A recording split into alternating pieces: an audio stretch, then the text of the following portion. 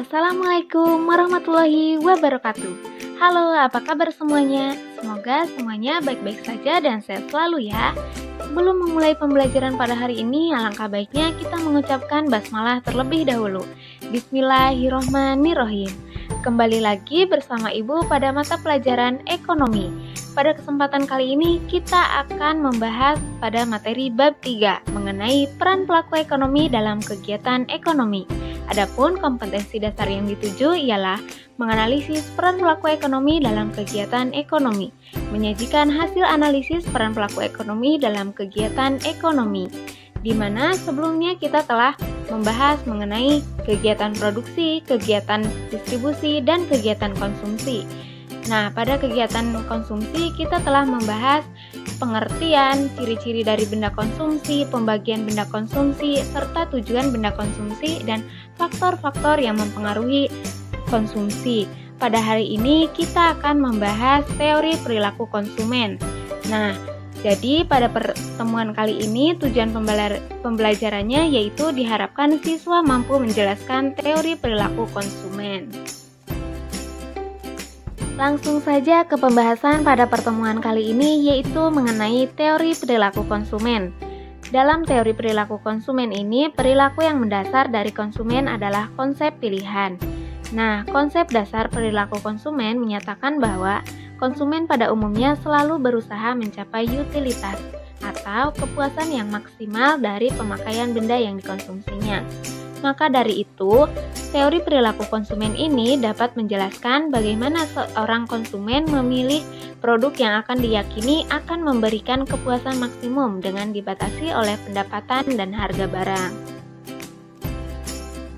Teori perilaku konsumen terakomodasi atau terfasilitasi dalam dua pendekatan. Yang pertama yaitu ada pendekatan kardinal, yang kedua yaitu ada pendekatan ordinal. Dalam pendekatan kardinal, analisis konsumen didasarkan pada asumsi tingkat kepuasan yang diperoleh oleh konsumen dari konsumsi suatu barang dapat diukur dengan satuan tertentu, seperti uang, jumlah, atau buah. Gagasan mengenai nilai guna yang berkaitan dengan kepuasan konsumen telah dikembangkan oleh beberapa pakar ekonomi. Salah satunya adalah Hermawan Hendrik Goosen.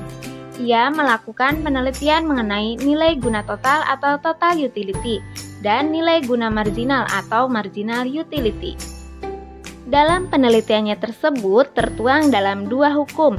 Yang pertama yaitu hukum Goosen 1 yang berbunyi, jika pemenuhan kebutuhan akan suatu jenis barang dilakukan secara terus-menerus, maka rasa nikmatnya mula-mula akan tinggi. Namun semakin lama kenikmatan tersebut semakin menurun sampai akhirnya mencapai batas jenuh. Dan hukum Goosen 2 yang berbunyi, konsumen akan melakukan konsumsi sedemikian rupa sehingga nilai guna marginal setiap barang dan jasa yang dikonsumsi akan sama. Nah, diingatkan kembali hukum Goosen 1 berbunyi, jika pemenuhan kebutuhan akan suatu jenis barang yang dilakukan secara terus-menerus, maka rasa nikmatnya mula-mula akan tinggi. Namun, semakin lama kenikmatan tersebut semakin menurun sampai akhirnya mencapai batas jenuh. Mari kita lihat di sini bahwa ada contoh jumlah gelas yang diminum, guna total dan guna marginal. Nah, nilai guna di sini berarti kepuasan ya. Contohnya ketika seseorang tidak mengkonsumsi minum, dia tidak menerima kepuasan, baik itu kepuasan total maupun kepuasan tambahan. Namun setelah dia memiliki minum 1 gelas air, maka nilai gunanya atau kepuasannya bertambah 30 dan nilai guna marginal juga bertambah 30. Nilai guna marginal ini didapatkan dari pengurangan nilai guna total kedua dikurangi nilai guna total kedua total pertama.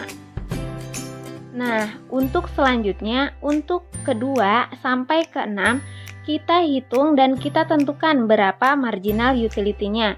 Kemudian kita lihat di sini bahwa kurva nilai gunanya jika dilakukan secara terus-menerus pada awalnya akan dirasa semakin tinggi tingkat kepuasannya. Namun semakin lama kenikmatan tersebut akan semakin menurun sampai akhirnya mencapai titik jenuh atau batas jenuh. Selanjutnya kita akan membahas hukum Gaussian 2 yang masih ada dalam pendekatan kardinal, di mana hukum Gaussian 2 ini berbunyi konsumen akan melakukan konsumsi sedemikian rupa sehingga nilai guna marginal setiap barang dan jasa yang dikonsumsi akan sama.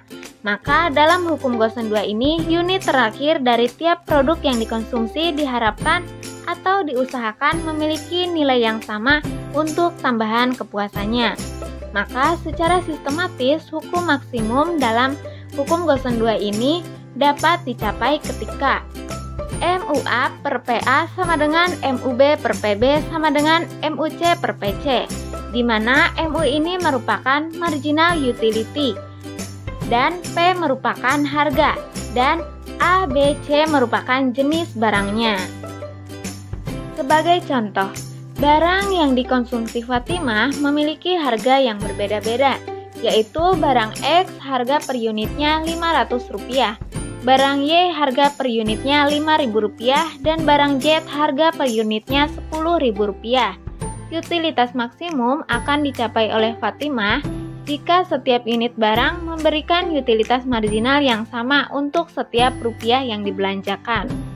Kondisi tersebut tercapai pada saat nilai MU barang X adalah 5, nilai MU barang Y adalah 50, dan nilai MU barang Z adalah 100. Dengan demikian, untuk mencapai utilitas maksimum dari berbagai barang yang dikonsumsi, seseorang harus mengatur konsumsinya sedemikian rupa, sehingga setiap unit barang memberikan utilitas marginal yang sama untuk setiap rupiah yang dibelanjakan. Selanjutnya langsung saja ke pendekatan ordinal. Nah, selain pendekatan kardinal, dalam hal konsumsi kita juga harus mengenal pendekatan ordinal. Pendekatan ordinal ini digunakan karena pendekatan kardinal memiliki beberapa kelemahan. Salah satunya adalah pendekatan kardinal itu bersifat subjektif. Maka dari itu, para ahli memperkenalkan pendekatan ordinal yang lebih memberikan penekanan pada persepsi di mana barang A itu lebih disukai ketimbang barang B. Nah, maka dari itu, pendekatan ordinal ini membuat peringkat atau ranking atau urutan-urutan kombinasi barang yang dikonsumsi. Pendekatan ordinal ini dilakukan dengan menggunakan analisis kurva indiferensi, di mana kurva indiferensi ini merupakan kurva yang menunjukkan berbagai titik kombinasi dua barang yang memberikan kepuasan yang sama. Adapun asumsinya yaitu yang pertama, konsumen mempunyai pola persepsi akan barang-barang yang dinyatakan dalam bentuk peta indiference atau indiference map. Yang kedua yaitu konsumen memiliki dana dalam jumlah tertentu. Yang ketiga yaitu konsumen selalu berusaha untuk mencapai kepuasan maksimum. Yang keempat yaitu semakin jauh dari titik origin atau 0, maka kepuasan konsumen semakin tinggi. Berikut contoh kurva indiferensi. Nah, di sini kita harus mengetahui dulu bahwa kurva indiferensi ini mempunyai ciri-ciri atau karakteristik sebagai berikut. Yang pertama yaitu slope atau kemiringannya negatif. Negatif di sini bisa kita lihat bahwa untuk garis vertikal dan garis horizontalnya tidak akan sama. Karena garis vertikalnya nilainya lebih tinggi, maka garis horizontalnya akan lebih rendah. Yang kedua yaitu tidak saling berpotongan, dan yang ketiga yaitu cembung terhadap titik nol. Nah, kalau kita ingat tadi bahwa kurva indiference ini merupakan kurva yang akan menunjukkan pilihan kombinasi barang dan jasa yang memberikan utilitas yang sama atau kepuasan maksimum ketika mengkonsumsi dua barang. Nah, jika kita gambarkan kombinasi pada tabel, jadi kombinasi A, B, C, dan E akan menghasilkan utilitas yang sama.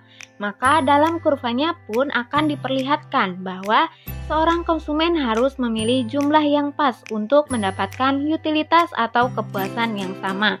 Contohnya dengan melakukan kombinasi barang A, B, C, D, dan E. Nah, untuk perubahan titik pola konsumsi ini dikenal dengan MRS.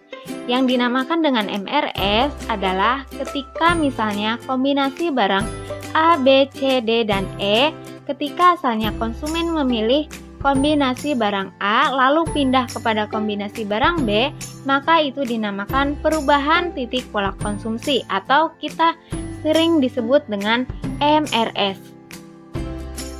Sebelum Ibu akhiri pembelajaran pada hari ini, Ibu akan menyampaikan materi selanjutnya yang akan kita bahas, yaitu mengenai pelaku-pelaku ekonomi, peran pelaku ekonomi, dan model diagram interaksi antar pelaku ekonomi. Alhamdulillahirrabbilalamin, pertemuan pada hari ini Ibu cukupkan sekian. Terima kasih. Wassalamualaikum warahmatullahi wabarakatuh.